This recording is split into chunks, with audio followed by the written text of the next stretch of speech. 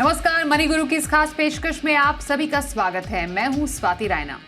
हाल ही में महिलाओं के ऊपर हुए एक सर्वे से ये पता चला है कि भारत में हर 3 में 2 महिलाएं अपने लिए रिटायरमेंट प्लानिंग करती हैं।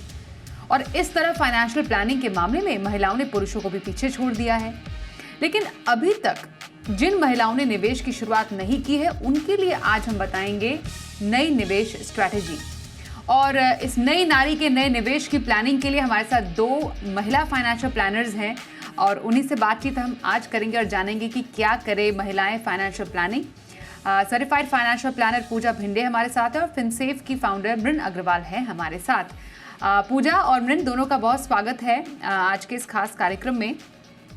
अच्छा लगता है जब जो नंबर्स हैं, आंकड़े हैं, वो ये कहते हैं कि कैसे जो महिलाएं हैं अपने इन्वेस्टमेंट पैटर्न के दम पर एक कुछ पॉजिटिव जो रुझान दिखा रही हैं, और उसमें भी रिटायरमेंट प्लानिंग, जिस पर हमने कई बार आप एक्सपर्ट्स के साथ ही शो किए हैं, उससे ये मालूम चलता है कि उनकी रुचि इस तरफ बढ़ती जा रही है।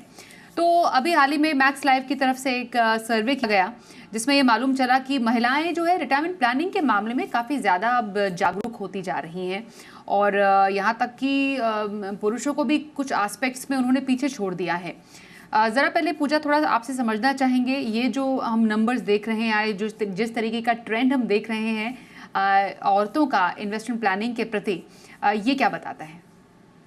जी बिल्कुल, thank you so much Swati for having me on the show.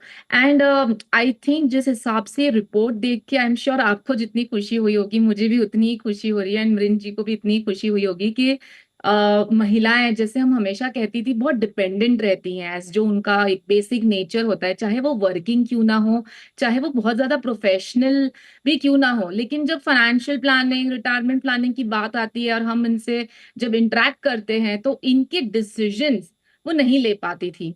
लेकिन जैसे हम इस रिपोर्ट से देख रहे हैं कि जो रिटायरमेंट इंडेक्स है, जो 47 से अब 50 हो गया है, मतलब जाहिर सी बात है ये इंडेक्स बढ़ रहा है। मतलब रिटायरमेंट प्लानिंग की महिलाओं में जो अवेयरनेस है वो बढ़ रही है। एंड क्योंकि हम देख रहे हैं ना स्वाति, अगर हम उसको 360 डिग्री तरीके से देखें, तो क्योंकि हेल्थ बहुत अच्छी तरीके से, हेल्थ इंडस्ट्री बूम कर रही है और लाइफ एक्सपेक्टेंसी बढ़ रही है, इस वजह से आई थिंक कोविड के बाद कहीं ना कहीं काफी सजग हो गए हैं इन्वेस्टर्स, वेर इन आपको रिटायरमेंट की प्लानिंग, या अगर आपके बाद कोई नहीं है, या अगर आप किसी के ऊपर डिपेंडेंट है और वो नहीं है, तो किस तरीके से प्लानिंग करना है। इसलिए काफी ज्यादा अवेयरनेस है अभी से, चाहे हाउसवाइफ है या फिर वर्किंग महिलाएं हैं, रिटायरमेंट के लिए जो हम लॉन्ग टर्म प्लानिंग कहते हैं एसआईपी के रूट से, वो डेफिनेटली हमेशा एक पोर्शन साइड में रखती हैं। So it's a very good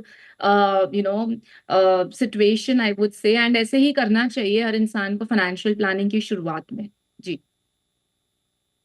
बिल्कुल, तो फाइनेंशियल प्लानिंग के लिए जो औरतें हैं उनका रुझान बढ़ रहा है। यहाँ तक कि इंश्योरेंस प्लानिंग है वो भी हम देख रहे हैं, यहाँ पर काफ़ी ज़्यादा अवेयरनेस सामने आई है।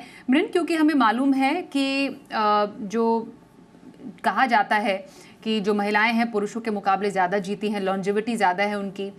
दूसरा ये कि उनको इन टर्म्स ऑफ इंश्योरेंस ज़्यादा ज़रूरत इसलिए भी है कि हेल्थ इंश्योरेंस के मामले में कुछ ऐसी पर्टिकुलर बीमारियां, गंभीर बीमारियां होती हैं जो महिलाओं में ज़्यादा होती हैं। तो इसलिए काफ़ी इंपॉर्टेंट है हेल्थ इंश्योरेंस या किसी भी तरीके के इंश्योरेंस के प्रति महिलाओं का जो पोर्टफोलियो है एकदम परफेक्ट हो।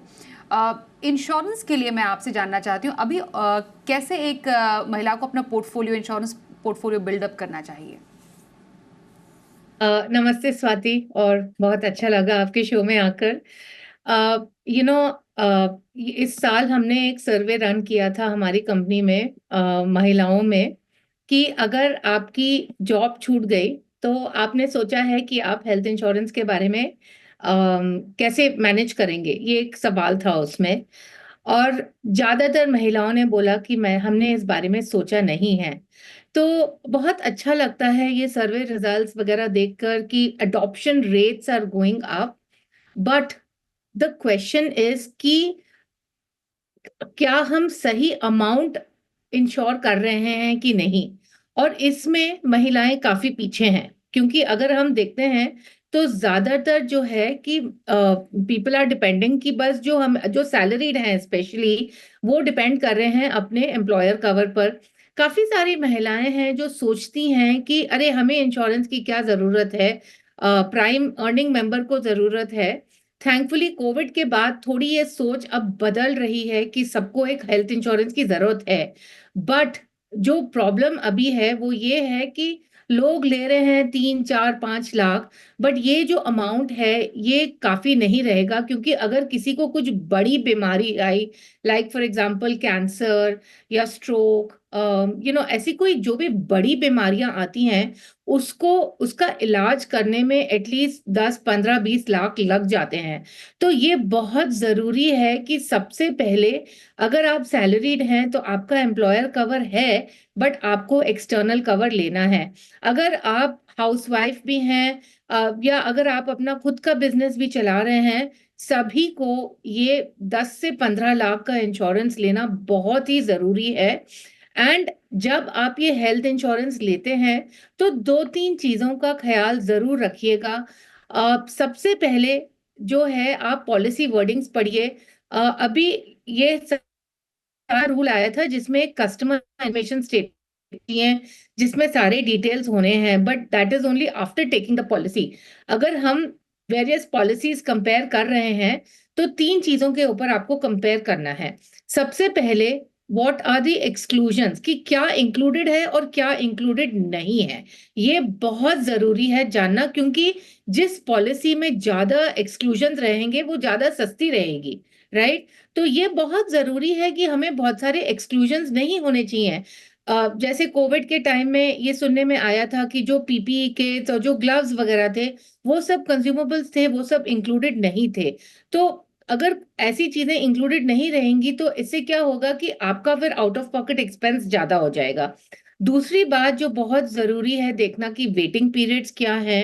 तीसरा, अगर कोई को पेमेंट है तो ऑफ कोर्स को पेमेंट बेनिफिशियल भी हो सकता है, बट ये जानकारी होना बहुत जरूरी है। और सबसे बड़ी बात, क्या कोई लिमिट है, राइट। जनरली जैसे फॉर एग्जांपल अगर आप अस्पताल में भर्ती होते हैं तो वो जो रूम रेंट होता है उसकी कैपिंग हो सकती है। तो ये देखना बहुत जरूरी है कि कि कोई सब लिमिट्स हैं कि नहीं। तो ये 3 4 चीजों को आप कंपेयर कीजिए। काफी सारे एग्रीगेटर प्लेटफॉर्म्स हैं, बट आपको खुद कंपेयर करना चाहिए इन 3 4 एस्पेक्ट्स पर, और फिर पूरा देख दाख कर ही आपको पॉलिसी लेनी चाहिए। और ये बहुत जरूरी है कि जो अमाउंट आप लें वो एक अच्छा अमाउंट हो। बिल्कुल, तो आप हेल्थ इंश्योरेंस पहले लें। हेल्थ इंश्योरेंस अगर जब खरीदें तो ये भी समझें कि आपके पास आपको आपको होना लेना कितना है हेल्थ इंश्योरेंस या टर्म इंश्योरेंस या लाइफ इंश्योरेंस प्लान। तो इसी की बात यहाँ पर कर रही है मृन कि ज़रूरत आने पर एक 5 लाख की जो पॉलिसी है उससे शायद ज़्यादा आपको फ़ायदा नहीं होगा। कम से कम 10 से 15 लाख तक की हेल्थ इंश्योरेंस पॉलिसी महिलाओं को ध्यान में रखते हुए लेना बेहद ज़रूरी है। एक प्लान की बात करना या एक कह सकते हैं स्कीम की बात करना यहाँ पर ज़रूरी है जो बहुत ही हाल फिलहाल में सरकार ने पेश की थी, महिला सम्मान बचत पत्र। मैं पूजा आपसे जानना चाहती हूँ, है तो ये 2 साल की ही स्कीम, क्या इसको अच्छा रिस्पांस मिला है, क्या इसके फ़ायदे हैं? अभी मानिए किसी को पैसे डालने हो ऐसी किसी स्कीम में तो क्या कितनी फ़ायदेमंद रह सकती है इस तरीके की कोई स्कीम? जी बिल्कुल स्वाति, मेरे हिसाब से रिस्पॉन्स की बात की जाए तो ज़्यादा रूरल तक ये नहीं पहुंचा है या ज़्यादा लोगों ने इसका बेनिफिट नहीं लिया है। लेकिन आज़ादी का अमृत महोत्सव के तहत ये स्कीम लॉन्च की गई थी।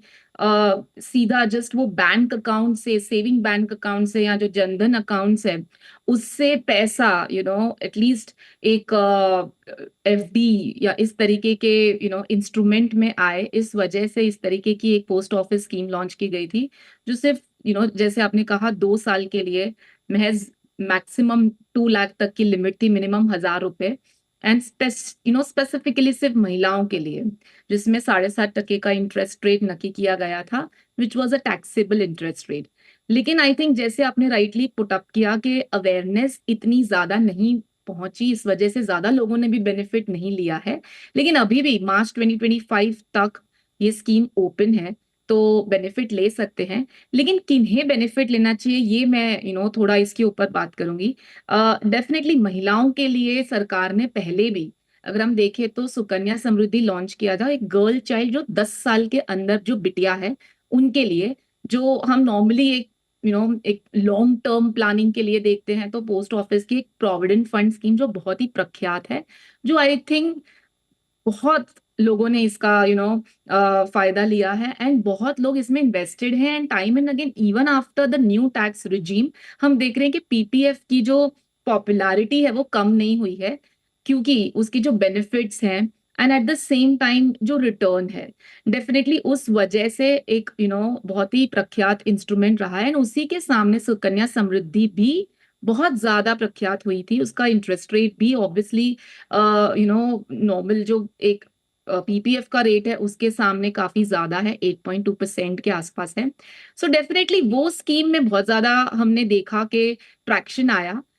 ये स्कीम मेरे हिसाब से अगर आप अभी भी सोचते हैं तो देखिए, अगर आपका एक शॉर्ट टर्म होराइजन है 2 साल के आसपास का, अगर आप सोच रहे कि आपको कहीं निवेश करना है which has to be non equity, जिसमें कोई रिस्क नहीं है, आपको सेफ गवर्नमेंट बैक्ड एक इंस्ट्रूमेंट में निवेश करना है एंड आपको इन्फ्लेशन जितना रिटर्न मिल रहा है इस तरीके के प्रोडक्ट में निवेश करना है, तो डेफिनेटली आप वो पैसा घर में ना रखें या सेविंग बैंक में ना रखें, क्योंकि सेविंग बैंक में भी आपको कुछ भी नहीं मिल रहा है। तो सामने अगर आप महिला हैं तो आपको इस तरीके की एक स्कीम मिल रही है जिसको आपको 7.5% एनुअल रिटर्न मिल रहा है, जो शायद आपको आज की तारीख में और कोई एफडी में नहीं भी मिल रहा होगा, क्योंकि ये तरीके के रिटर्न्स एक सीनियर सिटीजन सेविंग स्कीम में जो एफडी में अगर आप निवेश करना चाहते हैं तो वहां पे आपको शायद इस तरीके का एक अट्रैक्टिव रिटर्न मिल सकता है, लेकिन वो भी 2 साल के समय में। मेरे हिसाब से इस तरीके की रिटर्न का अगर बेनिफिट लेना है डेट कैटेगरी में तो आप अभी भी ले सकते हैं। लेकिन अगेन स्वाति, ये चीज जानना बहुत जरूरी है कि प्रोडक्ट्स बहुत हैं, अवेलेबिलिटी ऑफ प्रोडक्ट ऑप्शंस बहुत हैं, कौन सा प्रोडक्ट किस इंसान के लिए सूटेबल है, that is very much important. चाहे आप हम इंश्योरेंस की बात कर लें या फिर हम इन्वेस्टमेंट की बात कर लें, ऐसा नहीं है कि हमारे पास कोई प्रोडक्ट है और हमें वो इस पे निवेश करना है। आपकी एलिजिबिलिटी बैठ रही है, आपका उसमें रिस्क बैठ रहा है, आपका उसमें टाइम होराइजन बैठ रहा है, और आपका जो गोल है, जो लक्ष्य है वो समझ में आ रहा है, तब जाके आप गोल, उस स्कीम में निवेश। एलिजिबिलिटी और साथ ही आपके रिस्क एपेटाइट के हिसाब से आपको किसी इन्वेस्टमेंट प्रोडक्ट को इस्तेमाल या चूज करना चाहिए। एक और जो एस्पेक्ट है जिसको समझना ज़रूरी है वो ये है कि जो स्टडी में सामने आया वो ये भी आया कि चलिए ये तो अच्छी बात हुई कि महिलाएं हैं वो रिटायरमेंट प्लानिंग कर रही हैं, लेकिन रिटायरमेंट प्लानिंग कितने टाइम तक की कर रही हैं ये समझना भी ज़रूरी है। अब मैंने रिटायरमेंट के लिए पैसे डालने शुरू कर दिए, लेकिन कब डालने शुरू किए। अब इसमें यह भी है कि अराउंड 55% से ज़्यादा जो महिलाएं हैं वो तो रिटायरमेंट जो कॉर्पस है उनका सिर्फ 10 सालों का है। मतलब आप इन्वेस्टमेंट कर तो रही है, लेकिन उसका फ़ायदा आपको कब तक होगा ये भी समझना ज़रूरी है। और महिलाओं के लिए पर्याप्त रिटायरमेंट राशि होना, ये इस पर कोई भी दो राय नहीं है। इसलिए मैं मृन आपसे जानना चाहती हूँ कि महिलाएं अगर प्लानिंग कर रही हैं, लेकिन उसका जो सही डायरेक्शन है या सही डायमेंशन है उसको डिटर्मिन करना बेहद ज़्यादा ज़रूरी है, जो कि शायद अभी प्रॉपरली नहीं हो पा रहा है। तो रिटायरमेंट प्लानिंग के लिए एक टेन्योर होना, प्रॉपर टेन्योर होना कितना इंपॉर्टेंट, और उसमें इन्फ्लेशन बीटिंग जो रिटर्न है वो इन्वेस्टमेंट प्रोडक्ट को चूज करना कितना इंपॉर्टेंट। बिल्कुल, आपने बिल्कुल सही कहा कि लोग कर रहे हैं, बट क्या वो सही कर रहे हैं? क्योंकि 10 साल तो बहुत कम टाइम होता है रिटायरमेंट कॉर्पस के लिए, राइट? तो सबसे पहले देखिए, बहुत सारे रिटायरमेंट प्लानिंग कैलकुलेटर्स फ्री में अवेलेबल हैं ऑनलाइन। तो सबसे पहले आप इस कैलकुलेटर का इस्तेमाल कीजिए जानने के लिए कि आपको कितना कॉर्पस बनाना है। अब जो कॉर्पस बनता है उसमें 2-3 चीजें होती हैं। सबसे पहले तो अब आप कब रिटायर होना चाह रहे हैं, आप कब तक प्लानिंग करना चाह रहे हैं। देखिए, अगर आप 60 की उम्र में रिटायर हो रहे हैं तो एटलीस्ट आपको 80 साल तक तो अपना कॉर्पस की प्लानिंग करनी पड़ेगी। दूसरा, बहुत बार टीवी शोज पर भी लोग पूछते हैं कि मुझे रिटायरमेंट के लिए 1 करोड़ 2 करोड़ चाहिए, तो ये आपने नंबर कैसे डिसाइड किया, राइट? तो जो रिटायरमेंट का जो कॉर्पस होता है वो डिसाइड होता है कि आपका महीने का कितना खर्चा है, अभी अभी राइट। सो आप क्या चाह रहे हैं कि जो हमारे अभी महीने का खर्चा है उतना ही आगे जाकर हम अपने रिटायरमेंट के टाइम में उतना ही हम आगे जाकर वैसी ही लाइफ जी सकें, तो उतना खर्चा हमारा निकल कर आना चाहिए, राइट। सो ये बहुत जरूरी है कि हम जो इनपुट करते हैं ना वो सही होना चाहिए कि हमारा कितना खर्चा है, हम किस एज में रिटायर होना चाह रहे हैं, कब तक हम प्लान करना चाह रहे हैं। और फिर एक और चीज जो बहुत ही जरूरी है कि आप किस इन्वेस्टमेंट किस इंस्ट्रूमेंट में इन्वेस्ट कर रहे हैं, क्योंकि अगर हम इन्फ्लेशन का 6-7% के हिसाब से लेकर चलेंगे तो बस 2-3 इंस्ट्रूमेंट है जो ये एक्चुअली 6-7% का इन्फ्लेशन बीट कर सकता है। एक तो है गोल्ड। गोल्ड का एवरेज रिटर्न करीब 9% है। बट वेरी इंपॉर्टेंट कि हमें इक्विटी एक्सपोजर इसमें लेना लेना ही पड़ेगा, क्योंकि आपको एक ऐसा इंस्ट्रूमेंट चाहिए जो ये 7% को अच्छी तरह मतलब 7% से बहुत ज्यादा अच्छा रिटर्न आ सके, राइट। सो ज्यादातर मैंने देखा है कि अगर हम हाउस होल्ड लेवल का डेटा भी देखते हैं इंडिया में, people have less than 10% invested in equity. तो इक्विटी के बारे में बात बहुत होती है, बट निवेश जब आने की टाइम आता है तो लोग निवेश बहुत कम करते हैं इक्विटी में। तो इक्विटी में निवेश होना बहुत जरूरी है। और मैं एक एग्जांपल दे रही हूँ इधर। अगर कोई 35 साल का है और उसका महीने का खर्चा करीब 50,000 रुपए है, और वो 60 की उम्र में रिटायर होने वाले हैं और 80 तक उनको प्लानिंग करनी है, तो अगर आप ये मतलब जैसे अगर आप बस एम्प्लॉय प्रोविडेंट फंड कर रहे हैं या आप कुछ सेफर इंस्ट्रूमेंट्स कर रहे हैं 7-8% के हिसाब से आपको महीने में करीब 55,000 इन्वेस्ट करने पड़ेंगे, 55,000। बट अगर आप सोचते हैं कि थोड़ा सा हम इसमें इक्विटी ऐड कर लेते हैं, तो इसमें क्या होगा कि जो आपका इन्वेस्टमेंट अमाउंट है वो रिड्यूस हो जाएगा to 35,000। So it is very important कि हम इक्विटी इसमें ऐड करें। और एक जो बहुत आसान तरीका है इक्विटी ऐड करने का, वो है नेशनल पेंशन स्कीम।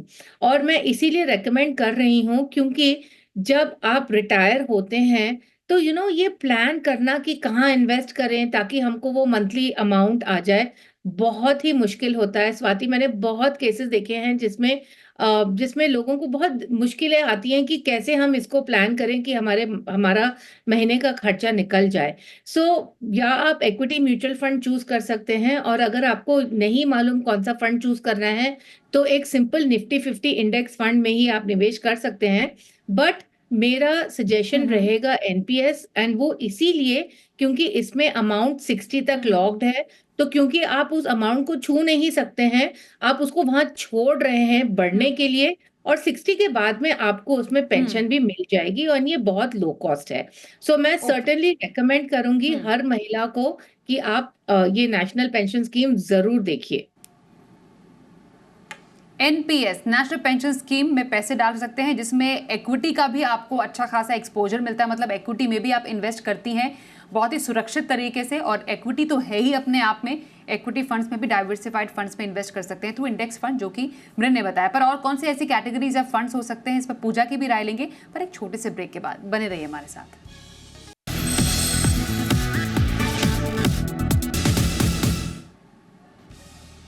आज हम करा रहे हैं महिलाओं की फाइनेंशियल प्लानिंग। मृन अग्रवाल और पूजा भिंडे हमारे साथ हैं।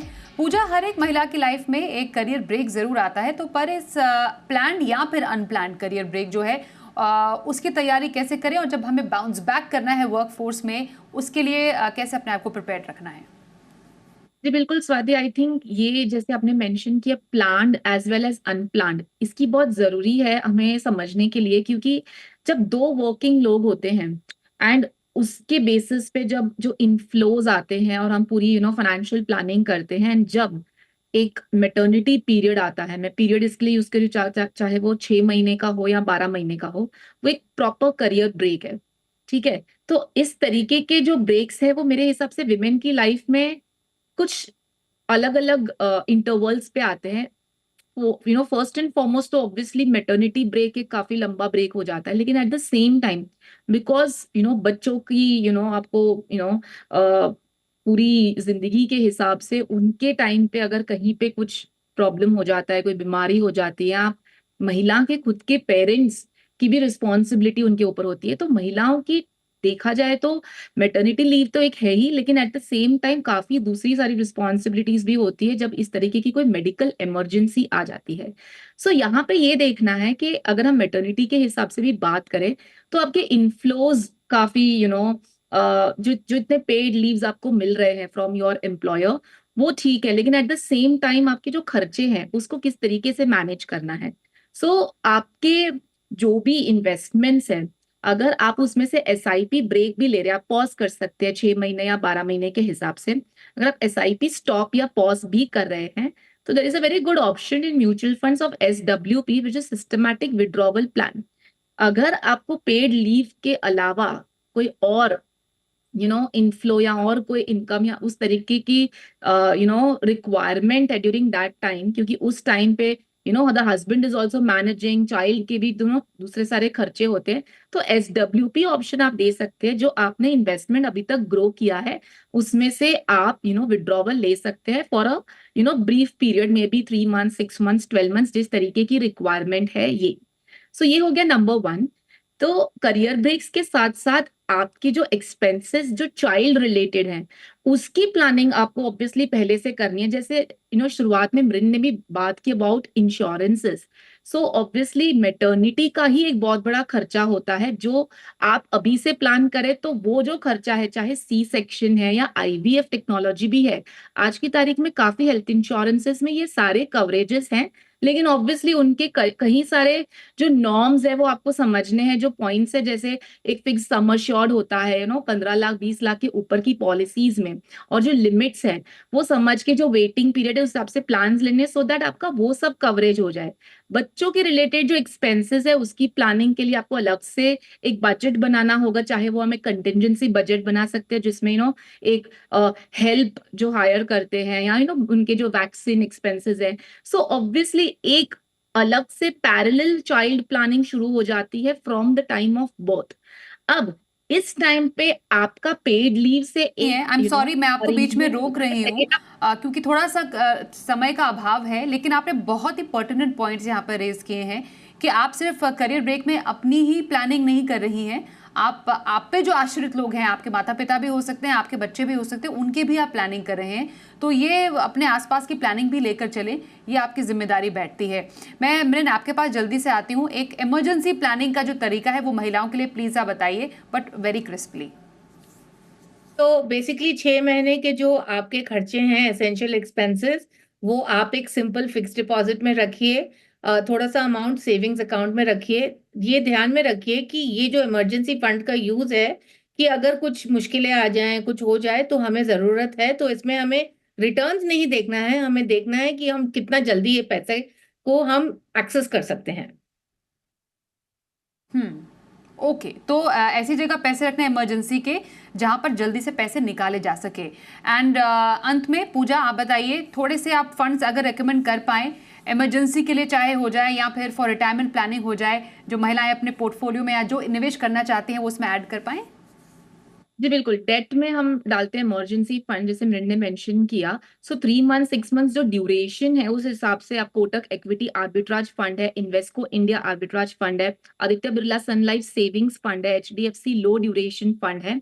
आपकी जो टैक्स ब्रैकेट है उस हिसाब से डेट या आर्बिट्राज, लिक्विड फंड या आर्बिट्राज जो चूज करना है कर सकते हैं। हाइब्रिड कैटेगरी अगर आपका मिड टर्म के हिसाब से आपकी रिक्वायरमेंट हो, मल्टी एसेट एलोकेशन में Nippon India multi asset allocation, HDFC asset allocator, ICICI balance advantage and equity fund जो हमें रिटायरमेंट प्लानिंग के लिए। कुछ ऐसे फंड्स हैं Swati retirement specific solution oriented जिसमें 5 साल का लॉक इन है या age 60 whichever is higher, उस हिसाब से विच एवर इज लेस उस हिसाब से प्लानिंग करनी है। So Nippon India retirement fund, HDFC retirement fund aggressive plan ले सकते हैं। इसमें कोई ज्यादा फर्क नहीं, हाइब्रिड प्लान के साथ साथ इक्विटी प्लान भी है, लेकिन 5 साल बने रहने का जो लॉक इन है उस हिसाब से हमारी SIP में कोई हैम्पर नहीं होता है। पराग पर एक flexi cap, Motilal mid cap, HSBC small cap, Invesco large and mid and SBI Contra एक डाइवर्सिफाइड इक्विटी फंड्स का आप SIP पोर्टफोलियो शुरुआत कर सकते हैं। एंड डेफिनेटली हेल्थ इंश्योरेंसेस में स्टार हेल्थ इंश्योरेंस एक बहुत ही वंडरफुल प्लान है महिलाओं के लिए, ताकि उसमें आपके जो भी कैंसर्स वगैरह है वो सब भी आप उसमें क्रिटिकल इलनेस भी देख सकते हैं, and at the same time maternity बहुत इंपॉर्टेंट खर्चा है वो भी आप उसमें देख सकते हैं। जी बिल्कुल, तो एक पूरा पोर्टफोलियो, ओवरऑल पोर्टफोलियो प्लानिंग के लिए फंड्स बताए पूजा ने। ये आपकी रिटायरमेंट प्लानिंग भी हो गई, आपकी इमरजेंसी प्लानिंग भी है, कुछ जो स्कीम्स हैं वो जो इंश्योरेंस से जुड़ी हुई है, इस पर आप गौर कर सकते हैं। एनपीएस, इक्विटी में निवेश, कहाँ पर आपको अपने रिटायरमेंट, सेफ रिटायरमेंट प्लानिंग के लिए करना है, उस पर हमने तमाम टिप्स लिए अपने दोनों एक्सपर्ट से, पूजा और मृन। थैंक यू सो मच हमारे साथ इस चर्चा में शामिल होने के लिए। मनी गुरु में बस इतना ही, रुकते हैं एक ब्रेक के लिए। देखते रहिए जी बिजनेस।